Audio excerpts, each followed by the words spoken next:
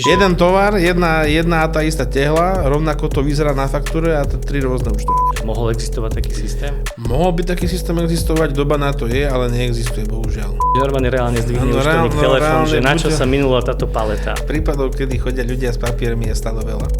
Tak to funguje, no to sú 90. roky proste. Dobre, Michal, budem ti týkať na úvod, lebo my sa poznáme už dlho, nazvem to, že už dlhé roky. Spolupracovali sme spolu, tak povediac, mali sme aj nejaké začiatky, možno ešte z detstva. Čiže je to taká zmena baviť sa s tebou v rámci nejakého, nazvem to, profesného života, hlavne možno z tvojej strany z oblasti účtovníctva. Na začiatok až nezabudnem, hlavne by som ťa predstavil, ty si vlastne obchodný riaditeľ spoločnosti Datalink, ano, ktorá je účtovná spoločnosť. Tak. A my sme sa tu vlastne stretli na to, aby si mi, nazvem to, uviedol niečo o tejto spoločnosti, lebo ja akože z pohľadu technologickej spoločnosti ma zaujíma, ako fungujete vy, kde by sme mali nejaký prienik a zároveň vy sa tiež posúvate nejakou časom, nazvem to technologicky dopredu. A z tohto pohľadu ma veľmi zaujíma, že kde ste sa dostali za tie posledné roky, ako to teraz funguje, v akom stave sme, nazvem to, na Slovensku, možno prípadne, ak povieš, možno aj kde si v okolí vo svete. Existuje ešte napríklad prípady, kedy niekto za tebou príde, nazvem to osobne s papiermi, alebo všetko je to už elektronicky, alebo akým štýlom to funguje vlastne teraz? Tak prípadov, kedy chodia ľudia s papiermi, je stále veľa. My sa snažíme u nás na firme digitalizovať príjem dokumentov v čo najvyššej miere, ako to ide. Máme vlastné cloudové riešenie, cez ktoré s nami klienti komunikujú. Ale stále máš také staré škody z tých 90. rokov, hej, dneska sú to už akože väčšinou ľudia naozaj v rokoch, ktorí prídu a igelitka plná dokumentov, to funguje stále. Hej. Potom máme dievčatá, ktoré to skenujú u nás, lebo my s tým papierom už nepracujeme, takže oni to skenujú a nejakým štýlom to potom ďalej spracovávame. Ale sú ľudia, ktorí chodia stále s papiermi, áno. Takže narazili sme na to, že tie papiere stále existujú, čiže musí byť nejaký proces, ako to tam dostať. Ale existuje aj proces papierový, ktorý stále musí byť, nazvem to, na papieri, že nás legislatíva, štát alebo niekto nutí to používať stále papierovo? Nie, štátu je to úplne jedno. Čo sa týka komunikácie so štátom ako takej, tam pokiaľ vie firma pláca DPH, tak sa komunikuje iba elektronicky cez občiansky preukaz alebo cez finančnú správu overenými podpismi. Ani to nefunguje, ako by malo. Ale ako sa vedie evidencia účtovníctva v danej firme, to štátu je úplne jedno. Je tam akorát podmienka, čo je v zákone, že dôkazné bremeno je na daňovníkovi. To znamená, že keď daňovník sa rozhodne viesť svoju agendu plne digitálne, tak musí vedieť vierohodne preukázať, že áno, pokiaľ to bolo skenované, že originál je takýto a tento digitálny dokument súhlasí s tým originálom. Dá sa povedať, že nie je to nutnosť používať. Máme tu už tú dobu plnej elektronizácie. Čo podľa teba teraz ešte zaberá najviac času? Čo sa týka týchto procesov u teba ako spoločnosti? Že čo si ty myslíš, že zaberá najviac ľudských zdrojov, prípadne štandardne času? To, že kým niečo spracuješ. Nahrávať dokumenty do účtovného softvéru. A to nie je iba u mňa, to je u každej jednej účtovnej spoločnosti, lebo momentálne nemáme nejaký normálny účtovný systém alebo softvér neexistuje, ktorý by toto ako podporoval, že má nejaké vyťažovanie dokumentov priamo v sebe. Niektorí výrobcovia sa snažia urobiť nejaký doplnok k tomu základnému softvéru, ktorý toto umožňuje. Sú tu aj nejaké programy alebo softvéry tretích strán, ktoré toto robia, ale ani jeden z nich nefunguje úplne že na 100%. Všetko má svoje obmedzenia, má svoje muchy. Takže vravíš, že vlastne tie systémy sú samostatné, nazvem to ostrovčeky, ktoré si každý fungujú a robí svoju agendu. Áno. Existuje niečo, čo ich dokáže prepojiť? Stretol si sa s nejakým takým systémom alebo myslíš si, že by mohol existovať taký systém? Mohol by taký systém existovať, doba na to je, ale neexistuje, bohužiaľ. Dobre, a keď si predstavíš, že vieš teraz konkrétne povedať, aké máš, nazvem to, tú prácnosť v tomto čase alebo v týchto úkonoch, čo by si ty urobil za systém, alebo akú elektronizáciu alebo digitalizáciu by si zaviedol u seba, aby to napríklad odbremenilo tých tvojich pracovníkov? Čo je podľa teba ten správny informačný systém? Tu by som to rozdelil na dva také základné problémy.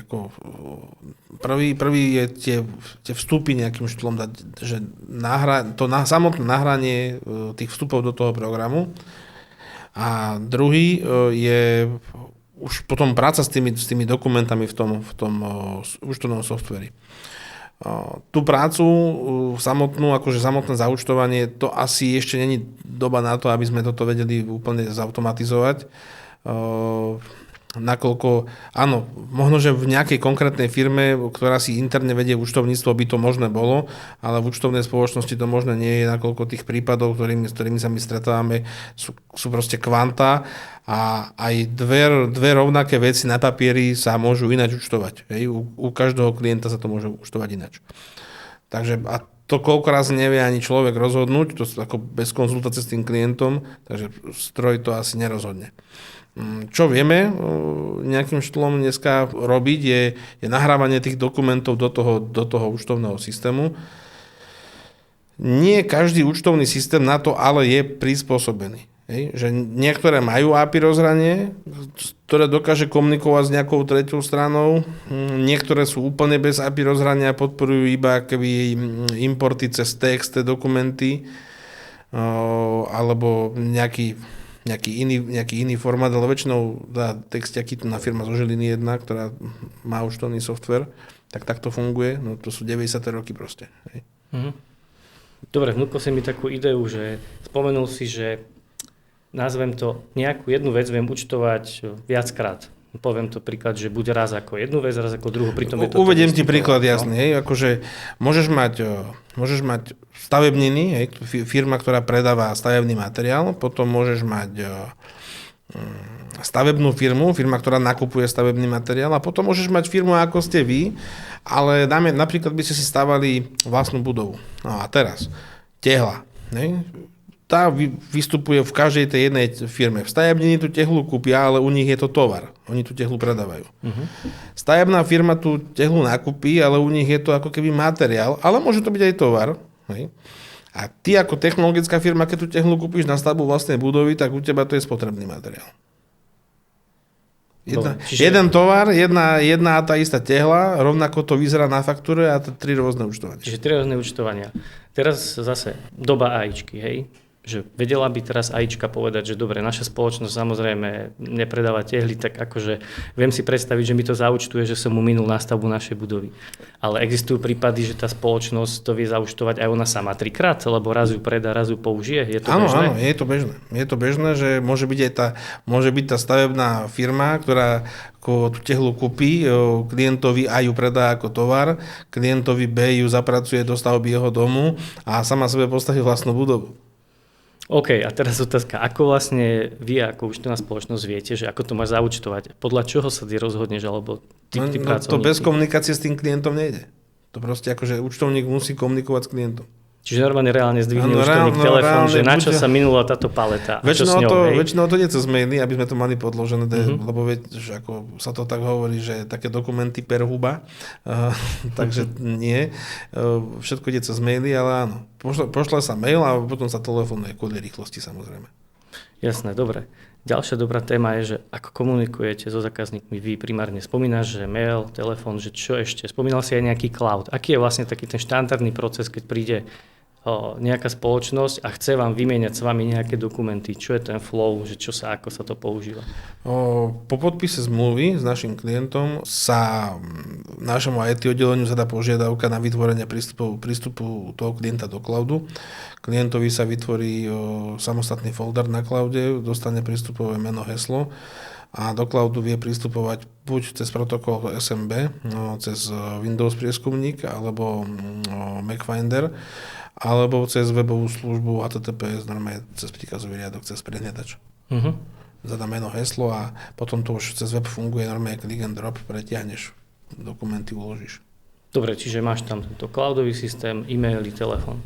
Vie si predstaviť nejaký, nazvem to, iný spôsob, ako by si vedel komunikovať so zákazníkmi? Nejakú, nazvem to, inú nárazníkovú zónu, cez ktorú by si komunikoval? Viem si predstaviť nejakú klientskú zónu, kde, ale skôr to skôr nie ako na výmenu dokumentov, ale skôr na nejakú zadávanie nejakých špecifických požiadaviek. Akože u veľa malých firiem toto neriešime, ale sú určité prípady, kedy napríklad klient chce alebo nevie, ako by mohol obstarať nejakú vec, pýta sa dopredu, príde, že chcel by som obstarať, neviem, toto a toto, ako sa to bude účtovať, tak požiadavky takéhoto typu by nemuseli ísť cez mail, mohli by ísť cez nejakú ako keby klientskú zónu, cez nejaký klientský portál, kde by to bolo aj nejakým štýlom trackovateľné, že koľko trvalo ako odpoveď na tú danú požiadavku alebo vyriešenie toho problému toho klienta. Hej. Že môžem si to predstaviť niečo ako helpdeskový tiketovací systém, že ja dám požiadavku toto ako účtovať a vy mi normálne odpoviete, hej? Áno, tak, to je presne tak. Ale vždy by tam mala byť možnosť akože aj osobného telefonátu, lebo ja sám z vlastnej skúsenosti viem, že keď firma, alebo keď väčšina firiem, keď toto zaviedla, tak sa odstrihla od svojho zákazníka. Hej, že prestal tam byť taký ten osobný kontakt a niektorým ľuďom to vadí. Ja som tiež jeden z nich, tiež som klientom niektorých iných dodávateľov, aj naša firma je klientom niektorých iných ľudí, alebo teda iných firiem, napríklad softverových, hej, ktoré dodávajú buď dochádzkový systém, alebo účtovný systém, alebo rôzne iné softvery. A viem, že keď niektoré tie firmy, napríklad posledne takýto problém riešime s firmou, čo dodáva dochádzkový systém, tiež to je tu jedna žilinská firma, nebudem mu menovať, proste zaviedla túto klientskú zónu a mne od augusta v tom systéme visí požiadavka na rozviazanie zmluvy s nimi a momentálne mi prišla faktúra zálohová od nich na ďalšie obdobie. Tak ako také úsmevné. Čiže tiež prešli na nejakú digitalizáciu, dostali sa do cloudu. Zjavne to nezvládli. Akože áno, berem to, že toto je ťažké obdobie na to, že ten prechod alebo tá tranzícia tých spoločností, určite ste si aj vy tým prešli. Keď si začínal, tak pravdepodobne si nemal teraz všetky tieto, nazvem to, pomocky, ako sú cloudy, možno prípadne nejaké online cally a podobne. Asi to bolo iné a postupne sa posúvaš. Čo je napríklad také teraz najnovšie, čo by si ty chcel zaviesť, alebo čo ťa napadá, že kde by si sa chcel dostať v najbližšej dobe? Vnútropodnikový informačný systém nám chýba. Ako SOL, akože generovanie zmluv a takéto veci, že proste to sú veci, ktoré momentálne ako zaberajú značnú administratívu, tá firma je administratívne zaťažená, ale ako vnútornými procesmi. Pri tých počtoch klientov, ktoré máme, ako už treba mať nejakú organizáciu zmluv, dovolenkový systém a ja neviem, proste je veľa interných procesov, ktoré potrebuješ nejakým štýlom mať zvládnutých na to, aby si mohol obslúžiť tých klientov. Není to iba o tom účtovaní. Čiže nejde ti teraz ani o tých klientov, ide ti o tých interné procesy, nazvem to, že chcel by si nejaké plánovanie zdrojov, nejaký ERP systém, možno nejakú správu dokumentov, DMS a podobne. Áno, ako viem, že takých systémov na trhu je veľa, len účtovná firma je dosť špecifická vo veľa veciach. Není to akože výrobné, lebo veľa tých ERP systémov, ktoré sú na trhu, však poznám ich, mal som aj prezentácie kadejaké, tak sú akože buď na výrobné firmy, 90% je ich na výrobu orientovaných sklady a celý tento tok materiálov a tak, ale to není u nás, s týmto my do styku neprichádzame.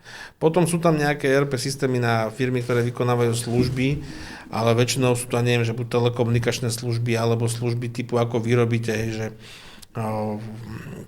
máte nejakých programátorov a robíte nejaký ako výsledok vašej činnosti je software proste nejaký, ale služba typu, čo robíme my, je úplne iná. Ako ten kontakt s tým klientom tam je potrebný na dennej báze a na dennej báze tým pádom musíš viesť nejaké reporty aj kvôli fakturácii napríklad tomu klientovi, lebo nie všetko tí klienti majú v cene paušálu. Niektorí klienti majú paušál pevný fix ceny stanovený. Niektorí sú platení od reálneho úkonu, teda fakturovaní od reálneho úkonu, že to, čo sa reálne urobí, sa vyfakturuje. Niektorí proste majú kombináciu, že niečo v tom paušale majú a niečo sa im za reál fakturuje. Takže takéto niečo. Že ako interné procesy u nás na firme. Dobre, a teraz keď si už mal viacero prezentácií tých ERP systémov, nazvem to si nejak rozhodnutý alebo naladený urobiť si skôr custom nejakú svoju vec, alebo skôr si ty prispôsobíte svoje procesy? Nie, urobiť si custom nejakú vec. Čak ma poznáš, nikdy som nebol typ človeka, ktorý by sa niekde akorát prispôsoboval niečomu. Čiže chcel by si to mať, nazvem to, na tie svoje procesy prispôsobené, až sa ty nemusíš teda prispôsobovať.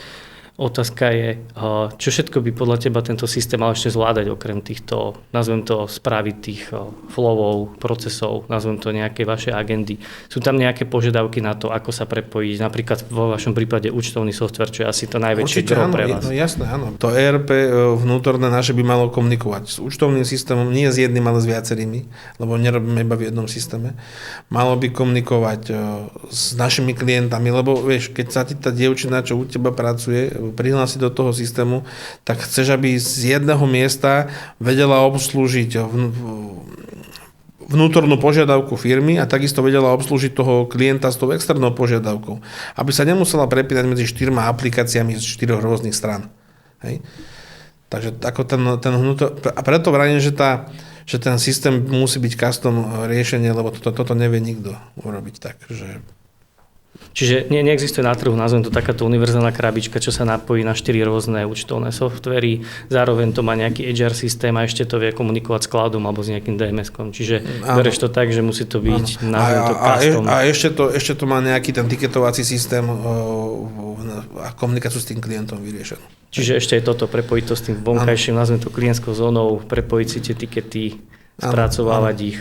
Dobre, čiže tým pádom by si rád asi aj trackoval tú prácu, aby si vedel, nazvem to, finančne ohodnotiť, koľko stále klientov a zároveň ešte aj sleduješ, ako tvoji pracovníci robia, čiže majú to rovno, ako nazvem to aj pracovný výkaz. Hej? Áno, a napadá ma ako veľa možností, čo všetko by to ešte malo mať, ja neviem, tvorba zamestnaneckých zmluv, celý ako HR-ový systém aj riadenia zamestnancov, ja neviem, prepojenia s webmi, napojenie na marketing, na sociálne siete a tak ďalej, hej, že už máš aj marketingové oddelenie, máme tam 3 ľudí, ktorí toto riešia, tak proste nech už vieš ty ako majiteľ alebo riaditeľ alebo neviem, vedúci tej firmy trackovať každého jedného zamestnanca, nie iba účtovníkov, ale aj ITčkarov, tých markeťákov, aj sám seba v podstate, lebo však vieš, aj ja vykonávam nejaký objem prác, ktorý ako tí účtovníci nerobia, ktorý je špecifický, s tými zmluvami práca, neviem, obchodné stretnutia, klienti a celý tento akože správa kalendára času pre každého jedného zamestnanca. Porady, zápisy z porad, interné smernice. Strašne veľa vecí ma napadá, čo všetko by to mohlo, akože, čo by to malo mať. Hej. Účtovné firmy sú podľa zákona o AML, to je zákon proti praniu špinavých peňazí, jednou z oprávnených osôb, to znamená, že celé toto AML overovanie by tam malo byť nejakým štýlom urobené. Predtým, ako toho klienta zoberieš na stav a tak ďalej. Hej, tých vecí proste je veľa. Čiže normálne musíš si overiť klienta. No, vyslovene občiansky preukaz, áno, presne, prejsť. A v podstate ako v banke, keď zakladaš účet. Hej, tak by to malo fungovať. Čiže normálne overenie osoby. Dobre, zo zaujímavosti, lebo my sa, ako vieš, venujeme elektronickému podpisu, spomenul si veľakrát interné dokumenty, nejaké zmluvy, potom spomenul si tam možno nejaké ďalšie dodatky a podobne. Akým štýlom vlastne teraz interne napríklad s ľuďmi funguješ, čo sa týka podpisovania, ako externe? Momentálne máme USB kľúče s nahraným podpisom a tak sa to podpíše týmto kľúčom a potom sa to posiela buď štátu alebo teda kde to treba. No a takisto aj ako vnútri firmy, aj voči externým partnerom takto fungujeme. Čiže dokážeš, nazvem to, podávať za tých klientov na základe nejakej zmluvy? Nie, máme splnomocnenie od klientov a všetko podávame pod našimi hlavičkami. Čiže posielate to pod vašimi hlavičkami, ale máš splnomocnenie od každého klienta komunikovať so štátnou správou. Ako to vlastne teraz funguje? Nazvem to Slovensko.sk UPVS versus finančná správa, čo má vlastný portál. No a si to správne pomenoval, takže do finančnej správy sa prihlasujeme cez finančný portál, tam takisto funguje toto prihlasovanie, ako prihlási sa menom, heslom, ale podpisuješ týmto kľúčom. Slovensko.sk ako portál verejnej správy to je to isté, aj komunikácia s úradmi. No a niektoré veci sa komunikujú cez Slovensko.sk, niektoré cez finančnú správu. Sociálna poisťovňa má tiež svoj portál, myslím. Že sa dokážeš prihlásiť, ale tá komunikácia potom asi prebieha tým výmena dokumentov cez Slovensko.sk. Toto úplne presne neviem, lebo neriešim to na firme. Dobre, čiže veľa vecí je, nazvem to už takto zabezpečených, ale tá legislatíva sa mení tak často, že existujú prípady, kedy vlastne nevieš použiť bežný spôsob, účtovný software alebo niečo na to, aby si, nazvem to, vypočítal nejaké dane, spracoval nejakú daň. Sú tu prípady, kedy si stále za to sadne človek a počíta to? Jasné, tak tá legislatíva sa tak mení, že vždy v nejakom bode tej novej legislatíve si dá to, čo sadne človek, pokiaľ ten software neexistuje. Mňa ešte napadla ku tej predchádzajúcej otázke s tým Slovensko.sk. Firmy majú povinnosť komunikovať elektronicky, ale ono to nie vždy úplne správne funguje. Teraz sme takto riešili jeden prípad, prišlo nám vyjadrenie na klienta, to prišlo normálne do schránky Slovensko.sk, na to sa normálne reagovalo, podpísalo sa to digitálne, sa to cez schránku Slovensko.sk poslalo a prišla odpoveď, že oni by to potrebovali mať podpísané normálne perom a poslaté poštou, lebo že takto nejako. No. Že stretávate sa s prípadmi, kedy na tej druhej strane, nazvem to, kedy ste vy ešte predbehli tú dobu, hej? No akože v podstate odpovedali sme takým spôsobom, ako to prišlo, ale v podstate oni to pošlú digitálne, ale odpoveď čakajú ako klasický papier. Čiže štandardne pôjdete na poštu a pošlete to poručenie. Tak, no naháňame klienta, aby to podpísal, no. Dobre, zaujímavá informácia. To ma tak ako teraz napadlo. A čo sa týka, lebo to je taká, sa nám to včera stalo akurát. A čo sa týka tých daní, no tak sú tam kadejaké chuťovečky teraz. Taká daň z cukru, alebo z tých slaných, alebo tie rôzne sadzby DPH-čky teraz, čo sú, tak to je akože áno, niekedy, hlavne u toho cukru, alebo neviem, u nejakých spotrebných daní z piva, z vína, alebo z nejakého liehu, tak tam sa to niekedy je ručne ráta. No. Čiže ručne myslíš tak, že dám si do Excelu a vyberám si, že čo? Hej, lebo u toho cukru to je také dosť špecifické, tam je to podľa toho, koľko tá daná vec obsahuje toho cukru v percentách. Hej. A ako to sú na to také tabulky kadejaké, že ani ja sám neviem, že tam na to máme moja manželka na firme, toto rieši a ešte jedna dievčina, že proste tiež to musí ručne v pracne v zákonoch hľadať, že keď to má toľko to percent cukru, tak to je tuna, a keď nie, tak to je tuna. To je také, no. Ale tak ako to platí teraz od januára, alebo odkedy neviem. Zaujímavé teraz, že dobre, to sú legislatívne zmeny a teraz sú tu tie trendy v digitalizácii, možno nazvem to AI, hej, že najväčší boom. Ako sa to dotklo vás? Hlavne nazvem to tej časti AI, že využívate to na niečo, alebo ako si myslíš, že to pokračuje? To sme v podstate asi už prešli v tej prvej časti, keď sme sa bavili o tých cieľach. Vieš, akože áno, že viem si predstaviť firmy, kde by toto ako mohlo byť napríklad tá stavebná firma, alebo proste že jedna firma má jeden nejaký AI model naučený a z 95% mu ten AI model pokrie to, čo robí. A z tých 5%, čo nevie, tak to dorieši človek. Ale u nás, ako to je bez šance. Čiže vzhľadom na to, koľko máš tých klientov rôznorodých a ako sa to tam mení, tak potrebuješ tam stále. Áno, a to vieš, a to je ešte firma, máme takých klientov, čo na začiatku roka robí, ja neviem, predáva karavany, na konci roka má stanok na vianočných trhoch. Čiže sme to veľmi rôznorodé podnikanie. A akože áno, však tak to je, no, že robí viacej činnosti.